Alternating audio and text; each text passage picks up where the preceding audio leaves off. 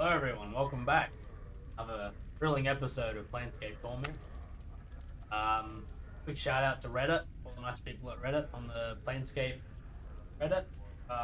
Still active even though this game is like 20 plus years old or something. So very grateful to have all those people come and watch. Hopefully it's boring.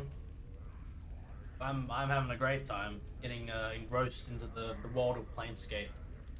So, I'm gonna go talk to Drusilla. This is a woman with fading bruises on her face and arms and a look of despairing longing in her sunken eyes. Well, we're starting off on a high note. She might have been pretty once, but those days were long ago. She turns to slowly face you. Life pours into her features, and the spark of sardonic light that dances in her eyes now makes you wonder if your eyes were deceiving you. Welcome to the smoldering corpse, scarred man. Who are you? I'm Drusilla, and you must be clueless. Don't ask me how I know that. It shines off you. Clueless? I think not. She smirks at you, and her bruises seem almost to fade. Whatever you say, dearie. Whatever, answer some questions for me. Who are you? Alright, I already just... Off to a blazing start. I'm looking for a journal. Journal? Oh, sure. I've kept an eye out for all stray journals, just in case some scarred man walks into my favorite bar and starts asking about it. Do you ask that of everyone you meet? What a fascinating life. You have a smart mouth on you, don't you? Aye, a smart mouth for a smart head. I ain't the adult curve you might think, sod. I got a brain on me. So smart, you should be able to answer my question. What can you tell me about this place? Here? This is the smoldering corpse. The person smoldering ain't dead yet. He's just keeping himself alive till someone comes along to help him out. Gods who like to see people in pain come here. Beans like it. Folks who don't much care for being bothered come here too. The name alone keeps out most of the folks. Who is he anyway? Updated my journal. The despair you saw on her face before flits across it again like a black-winged shadow before she masters herself. That's Ignis, one of the greatest wizards ever to come out of this slummy excuse for a cesspool. They caught him and they opened a channel to the plane of fire through him, and now he's just a doorway for... Oh, gee. Keeping himself alive by force of will alone. Someone could douse him for a few moments and give him his life back again, but they don't make enough water to do that. Wow. What's your connection to? Voice practically throbs with deep ache. I was Ignis's lover and he my beloved. Loved the flame more than me, and now he has become the flame. And because I love him, I love the flame. That's all done with now. Now I wait for him to douse himself. I sell what little I have just so I can be near him. Oh gee, that's a bit heartbreaking.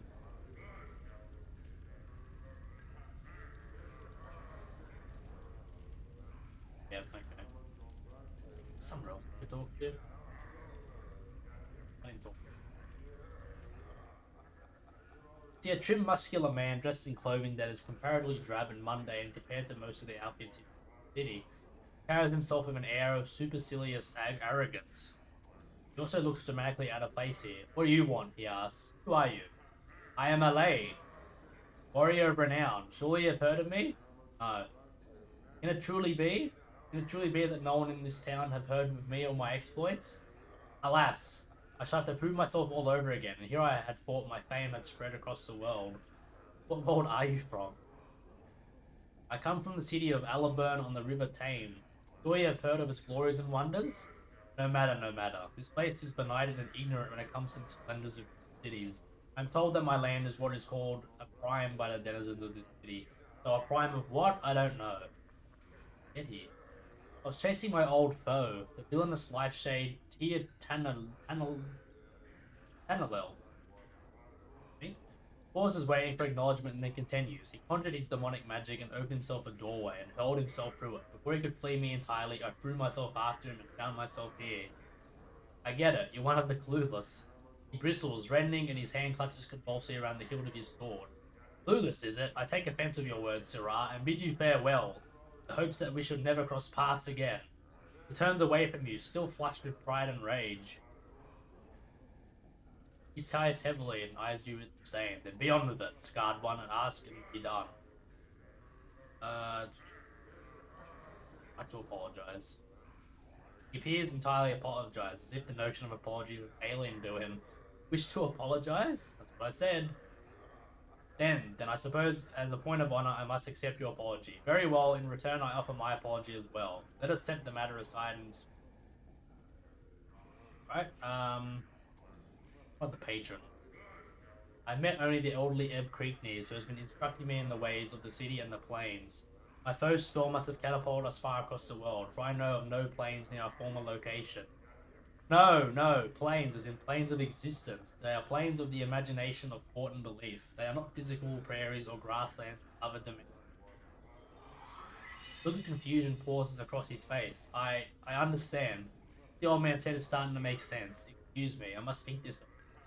Farewell. With mine. A journal. I'm afraid that I've not been searching for such items. I'm doing my best to reorient myself to this unfamiliar setting while I focus on small details in my attempt to do so. I must confess, I've not been looking for journals many times. Alright. Oh, I didn't see the invisible guy there. Shit.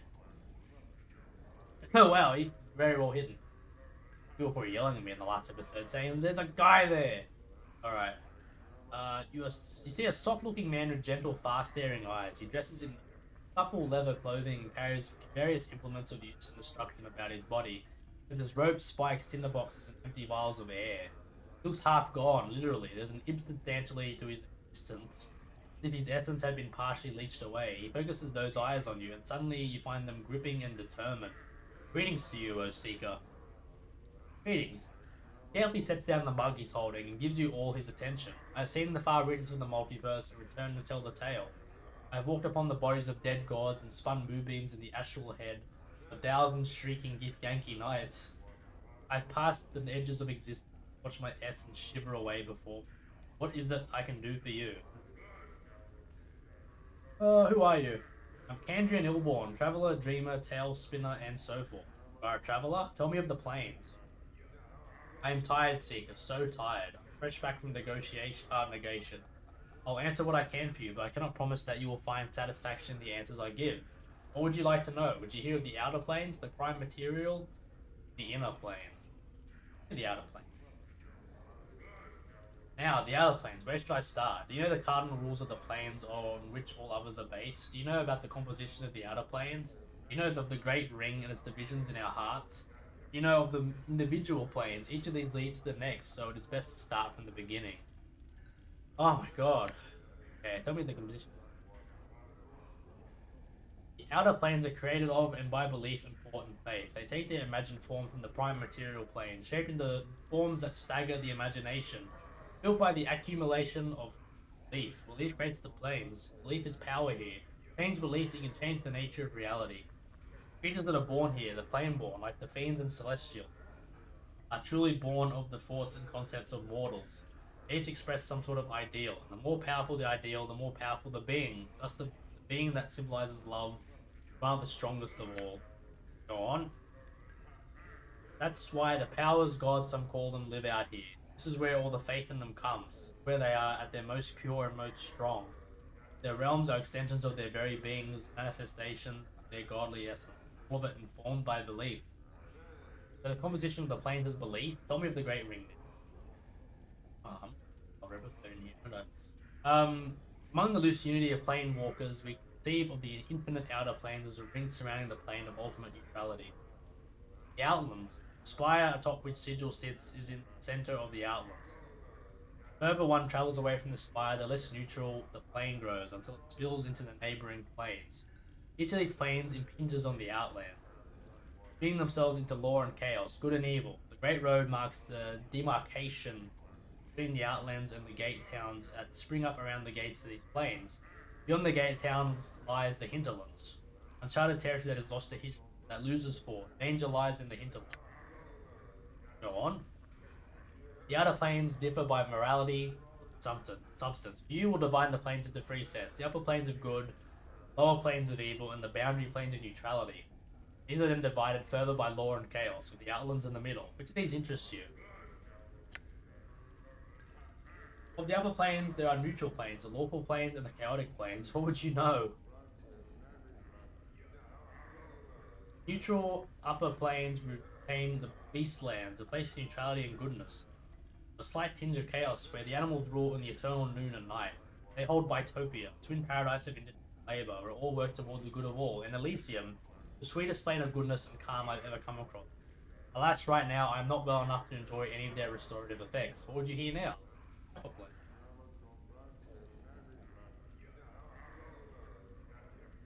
Andrian gives a small shudder. I am not the best person to speak of the planes of law, he says. The inner structure and ultimate patterns that they impose frighten me. I steer clear of them because I value my individuality more than I value the knowledge they'll bring me. They include regimented Arcadia, nearest of the good plains, the unbending order of Mechanus, Mount Celestia, home of the Archons, an island in the Silver Sea. Chaotic plains. These are where I feel at home, though I steer clear of Isgard. Most part, the endless battles and tests of metal among the floating earthbergs of the plain don't do much for my disposition. Arborea, though, size. Mountains are taller, the air clearer, the rivers purer, and the game larger than anywhere else. It is a true paradise, a place where passions run high and the wine never ceases to flow.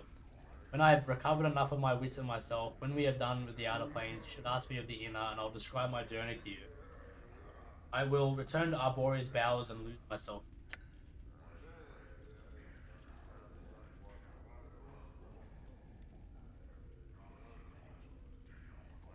Hey, neutral planes. They're vile and barely understandable. They're more insidious on their own than you could ever imagine. Take Gehenna, for example. 4 volcanoes in the status of dormancy, floating in an infinite void, each of them somehow alive. Each of them wanting your soul by whatever means they can get it. Populate it with Yugolofs, the worst of the fiends in my opinion. You've got the place. The plane of ultimate evil, at least that's what they call it, is the Grey Waste. No place that drains colour from your body and spirit, sealing away even your apathy. And it's a site of the worst battlegrounds in the war down there. Don't get me started. Then you've got Carceri on the chaotic side. About the war. Aye, the Blood War. At the name, your blood feels for freezes in your veins. Ulborn doesn't seem to notice, wrapped up as he is in memories.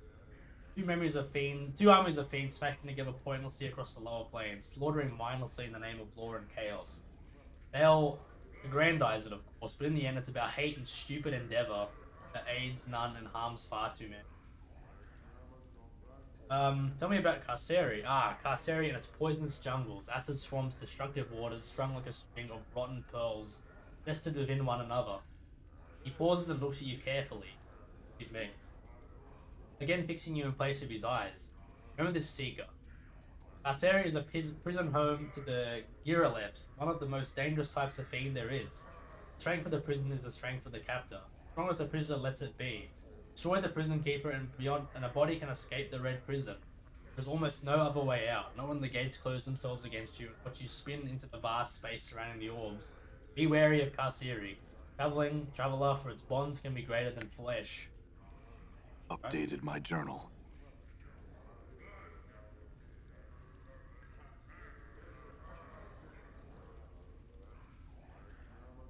Excuse me. Ugh. Read it. As much as I detest the order of the lawful upper planes, at least they present a modicum of goodness. Their lower planet counterparts, though. Acheron's a place of ricocheting cubes that never seem to an end to battle, swarming with the souls of dead humanoid. Baitor, he shivers involuntarily. Baitor is a place best avoided. Those Batizu, fiends in the corner there, are but the merest expression of the deviant corruption embodied in that soulless machine of order. If you want more, talk to them. But remember, all that is bad about bureaucracy and order originates from Baitor. It spreads like a stain across the hearts of mortals. Though there is some knowledge to be found there, it is rarely worth the spiritual rape the plane inflicts. Jeez! Alright then. Maybe I won't go there. The chaotic planes. The Abyss isn't somewhere you should consider going. Where Baitor's all orderly, the Abyss is full of chaos and change, and none of it's pleasant. When it becomes something that approximates normality, that's when you should be most weary of it. Home and to the Tanari, which most primes call demons, and they've got that name for a reason. They are unpredictable and murderous. The few you can trust are few and far between. Few I have met who I trust, I still don't trust entirely. They are creatures of chaos and evil incarnate. If they're putting on a friendly face, who's to say it's not part of a larger agenda? Boundary planes. There are 2 boundary planes in mind, and they are diametrically opposed. One of them, Mechanus, is the very essence of law. A place where beliefs fit together, interlocking, turning, in a massive machine that is the entire plane. Some folks have it that the gears of Mechanus are the engine that drives the planes. The other plane is Limbo, a swirling morass of chaos that follows no rules, none, and just when a body thinks he's classified its behavior, it goes and changes on it, or it doesn't. You just can't tell. I was in Limbo not too long ago. Wait, his body's all... He closes his eyes, remembering. I had a Gipsarai guide with me, an Anar who could shape the illogical matter of the plane into his desire. We had fought off the harrying of the Slardy, chaos creatures who call the plane home. It seemed they were more than usual, but then one can never tell what's usual in Limbo, but I digress. In the midst of all this chaos, we came across a series of huge metal interlocking cubes, like some sort of puzzle box. It wasn't something we had shaped consciously or not, we couldn't find our way inside. It was like a bastion, order within the confines of disorder, a seed of law. That's the best I can explain it. Updated my journal. Writing a lot of this down in my journal. The Outlands. What? Minute? Alright, I had to just clear my throat because I'm getting all, a lot of reading. The Outlands are absolute neutrality, probably the best place for a body to visit in the outer planes outside of Sigil. You don't want to have the plane's morality force into your heart. Everything balances out in the Outlands, as it should be. For the plane that sits at the center of the outer planes, Power's realms are scattered about here, and there are handfuls of gate towns that open into the rest of the outer planes. The gate towns usually mirror the philosophy of the plane the gates opened onto. If the balance of belief isn't kept in the town slips into the nearby plane. It's a bad situation for everyone, but because few of the folks in the towns really want that change. But enough of the Outlands. What would you like to know? Alright.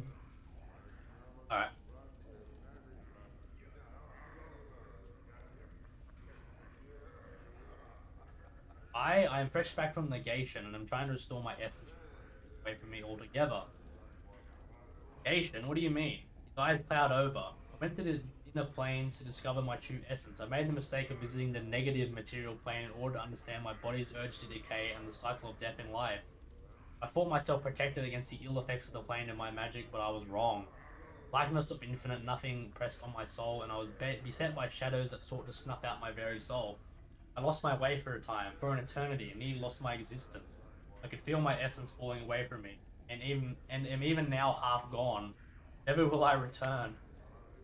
Updated my journal. How did I survive? He smiled slyly with a piece of nothing that held back the nothing. Nothing can stop nothing, you know, so I carry nothing in my hand to protect me. Do you plan to journey to the ultimate negation yourself? You have the smell of desperation about you, and so I make you this gift. Hold it in your hand, and when the shadows press in, it should protect you and your friends some. They remain close to you. Heh. Pass you a small black token that looks as if it has no dimensionality to it at all.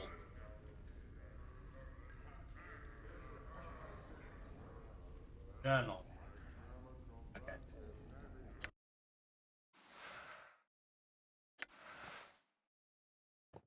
Cool. I've never really talked. Not at length, anyway. We can finally leave. Oh man, 18 minutes in this fucking place. I'm gone. Alright, see a thin man, stained clothes, hooked nose, and two stubby horns jutting from his forehead. Okay. Stumbling about and muttering to himself, he stinks of brine, vomit, and cheap wine. Dang! The man squints blearily at you. What is it? What? Never mind. No. Lecter. The man is draped in filthy, tattered brown robes, a long hood, concealing most of his face from you. Greetings. You see his eyes narrow beneath his hood, he takes a step back. What do you want? What are you doing? Looking for some damn bodies is what I'm trying to do, but you think the dead pals had packed up and their kit and left the plains, the way people stayed healthy and all. The sun gleamed in his eye. We had a pox last month. It was a glorious time, it was. Bodies stinking to the high heavens. Plenty of jink to be had too. Why are you looking for bodies? Look surprised. Well, you haul the blighters at the mortuary. There you talk to the dusties, haggle a little, get a few bits of jink. Why do the dust bodies? Gather the dead, it's their job. They pay us to cover more area and bring any bodies where to be fine to them. You make sure the blighter's body goes to its proper place or it gets cremated. They're all serious about it. They're balmy philosophy, but just jink for me, he winked.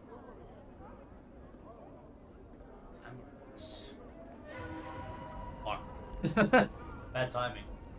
You see a young woman dressed in a tight leather bodice and leggings. She smells faintly of cheap perfume, and her face, though pretty, is painted with garish makeup.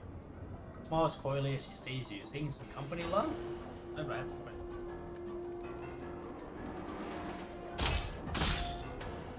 Did you see that? Kill these jerks. You guys will run.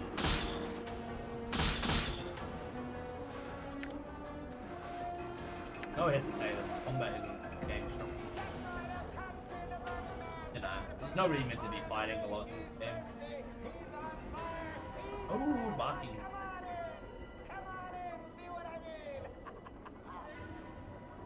This wild-eyed man is hunched over, snarling and giving low growls. Looks like he hasn't trimmed his hair in years. So long it forms a veil over his eyes. He has a long, stringy mustache caked with grease and sweat. Ugh. Tips of his mustache drip so much they have become tangled in his ragged beard. Greetings. The man stops mid-snarl and he reaches up a curtain of hair that covers his eyes. As his withered hand pulls away his dirty locks, several strange, puce-coloured bugs fall from his hair and scatter across the cobble. Oh my god. Behind the cloak of his hair, the man's flesh is moon-pale and creased with wrinkles. Thick, bushy eyebrows form as he stares at you. And, might I take the moonfly too?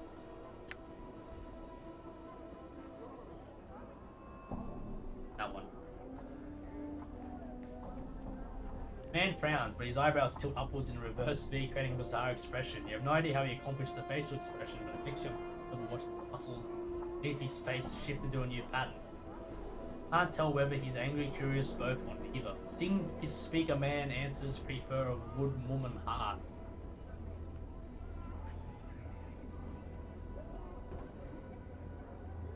Barking wilder am I am, a wanting asking, are you may? Barking wilder shrugs and responds in a sing-song voice. Fair, not odd, lost not, help not. Goes to himself. Clears his throat. Maybe you lose him first, then ask me, that fair odds it will be. Claps his hands to light like a child at a festival and gives a howling shout. Question! Question! What are you? Keosh! He stutters out the word as if he difficulty getting his tongue around it. Some say Zao Sitex, I say Sitek Isoax. Chaos men. Men no, nem no. Men yes. Three no's makes a yes. Punches down on his knees and begins to rock back and forth, singing in a childlike soprano. Chaos man, hop along home, a faction it is, yet we are alone. What the fuck? Chaos man. I joined. Journal. Oh shit. Brown squints his eyes shut and opens them back up. When he speaks again, his voice is level and straightforward. It's like a different, saner person is speaking. The effect is eerie. More than one lost, more than one must you find. Each part of you had one, so more than one must you find. Blinks and shakes his head for a moment as if surprised at himself and chuckles uneasily. Can you tell me where at least one of them is? Updated my journal. Looks like he's about to object, and suddenly his left fist comes up and smacks him in the temple. He howls in response and suddenly stops blinking. One is in the cupboard in your guest room in the hall of the senses. Another is on the walls of a tomb sealed deep beneath the city where the stones weep. The others are... Before he can finish, his right fist comes up and smashes him in the face, causing him to yell again. Blinks and shakes his head for a moment, as if surprised at himself, and smiles uneasily. Barking Wilder holds up his hands. He doesn't seem to recall what he just said. You said one was in the sarcophagus in the city. Barking Wilder looks frightened for a moment. He then points upwards with a hopeful expression. There? He doesn't seem to know, and for some reason you believe him.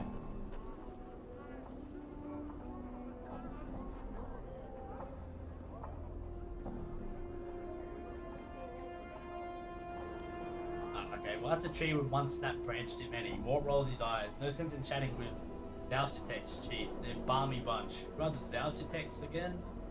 They're a faction who don't have any rules, except don't keep one thought in their head for too long. They're sometimes called Chaos Men. No need to explain why. How do they get their members? They just seem to attract members like flies. Well, members that are crazy or chaotic enough, I suppose. I don't think they have any recruiters, though you can't really say anything about them.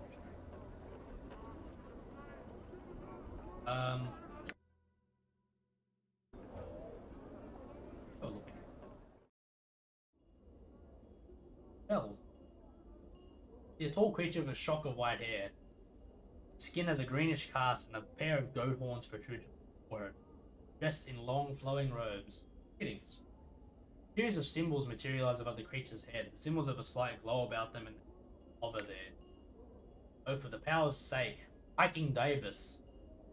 What's wrong? Hey, he's a Davis. I speak in rebuses, these annoying word puzzles. If you don't know what he's saying, then we better find a native or some way to communicate with him. Annoying bunch. My bet they can speak. They would just rather piss everyone else off by trying to puzzle out what they're saying. Davis. Kant is their janitors for the Lady of Pain. They float around breaking, fixing, and patching up sigils into her whims. They're worse than corpse lies, mortified. You can't swat them though, or the lady will get upset. Lady of Pain, who's that? She runs the city. You'll know if you see her. She's got these blades around her face. She's about the size of a giant, and she floats off the ground just like these guys. Mort nods at the Davis who's looking at you both. Nobody knows much about her. She doesn't speak much. All you need to know is that you don't want to make her angry. You see her, my advice? Run. Hold on a minute. You said Davis float, right? This one's walking on the ground. Mort glances at the Davis and his eyes widen. Aha! I knew you goat heads could walk. I knew it. Mort turns gleefully back to you. Ah, this one must not be aloof enough to get off the ground. Maybe so. Davis waits patiently, hands tucked into its sleeves. A series of symbols materialize above its head, and then dissipate and a question mark appears. Try and strike up a conversation, see if you can translate what the Davis is saying. You ask the Davis several questions, trying to get a feel for the uses that be above its head. It's extremely patient throughout your discussion, giving easy sentences to translate. After a few minutes, you start to get the hang of it. It feels like you've done this before. Maybe you can help me. Davis waits. Who are you? As you were about to ask, you suddenly realize you already know the Davis' name. His name is Fel. In response, the Davis inclined his head slightly. A lone symbol appears above its head. It is blurry at first and resolves into a white oval, like lightning bolt. I feel like I know you. The doll bows reverently and a stream of symbols swirl about its head, rotating clockwise and then counterclockwise. It takes you a moment to translate. This is the first time and not the first time I come to this place. You know who I am? Another series of symbols materialize quickly and sharply into focus above Phil's head. The translation comes to you just as quickly and sharply as the symbols themselves, as if you have translated the exact same string many times before. Yes, but I'm not permitted to tell your story. Why not? Updated my journal. For a moment, there is no response from Fel, and a stream of abuse appears as if trickling out of Fel's mind. My apologies, I cannot change the nature of a man. Can't explain why, but the last sentence sends a crawling sensation through your skull. Nature of a man, what does that mean? Symbols that appear above Fel almost mirror the previous stream. My apologies, I cannot say. What is this place? A slow train of symbols materialize around Fel's head. The symbols take several moments to resolve, starting as simple lines and fleshing them into breathtaking colors. This is where I tattoo color and life upon it. What lies beyond that curtain? Caravan train of symbols materialize around Fel one by one. It is my gallery. Your discarded skins are my canvas. I admire you. I am saddened for you. Saddened for me? Why? Another caravan of symbols forms around Fel, this time forming a circle. Mark of torment lies upon your flesh. Tragedies you have lost have built themselves upon it, like stones upon a foundation. You have endured great pain. What do you mean? A long string of rebuses appear above Fel's head and surround his arms like manic. I admire you because you have never surrendered to the weight of your losses, despite the fact that the chains hang on you still. Go on. A long string of rebuses appears above Fel's head, then falls, covering him like a cloak. These losses blanket this life and all the past one. Shed lives like a molting serpent. We are exploring the infinite paths of life. Tell me. A long string of rebuses appears above Fel's head, falls suddenly to the floor, streaming out behind him like a shadow. Take with you this warning. Each of your lives casts a shadow and exists. You must travel to a place where these shadows have gone mad and regrets have scarred the earth. Anything else you can tell me? A brief series of paper-thin rebuses appear in the row next to Fel and vanish into glowing notes. Do not sign anything. Very well. Another series of rebuses appear, forming a spiral. They have the texture of a question about them. Feel complete? I don't, in fact, ever since I woke up in the mortuary. I feel like something's missing. Right. Bell nods and a series of symbols materialize in a halo around him. You are strong. Keep faith and you shall become whole again. Right. Say you've met me before, Fel. You know how I died? Bell does not respond for a moment, then slowly, menacingly, three symbols appears above his head, each of them casting a long shadow. Shadows. Shadows? The three symbols twirl about each other, each leaving a faint, black, misty trail about them. They take on a ragged edge like teeth and talons and multiply. Where there were 3, there is 9. 9 becomes 27. Till the room is a swarm of shadows. Many shadows streamed from the darkness, swarmed you, then left you to die. Why? Shadowed symbols swirl into one, dissolved to be replaced with a simple I do not know. Tell me about any of the tattoos on my body. Phil studies your body for a moment, walking around you. He hears each symbol as he examines it, then returns to face you. I know them, none of them by my hand. Tell me about some of them. Phil nods, symbols appearing around him like fireflies. Ones upon your back were inscribed with a careful hand, and are directions for a mind that forgets its. The symbol that lies upon your left shoulder is the mark of torment. Torment? The symbol sharpens, gaining edges that are almost painful to your eyes. Torment. That which draws all tormented souls to you. Phil nods at your left arm, at your shoulder. The flesh knows it suffers even when the mind is forgotten, so you wear the rune always. I feel stronger. Yeah. Realization. 1 hit point. 1. 1 big old hit point. Left yet. Okay, cool. Only, I'm gone.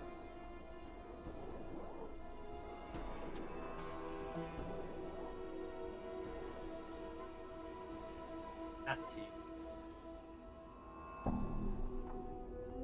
These are all just.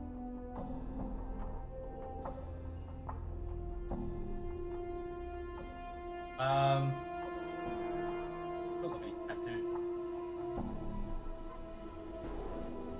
It's there, I think.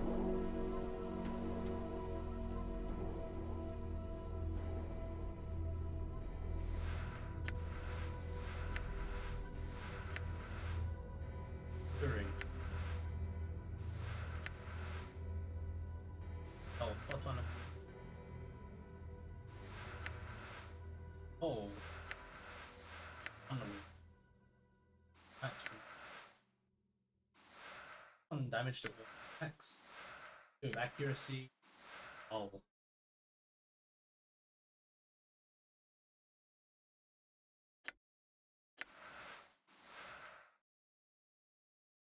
I guess you can get tattoos that associate with the companions, I suppose. Well, I think we'll end it here. There was another episode of lots of reading, but you know, we found out a lot of stuff. We learned all about the planes of existence. I've forgotten half of it already, but yeah, it's interesting. Thanks for watching.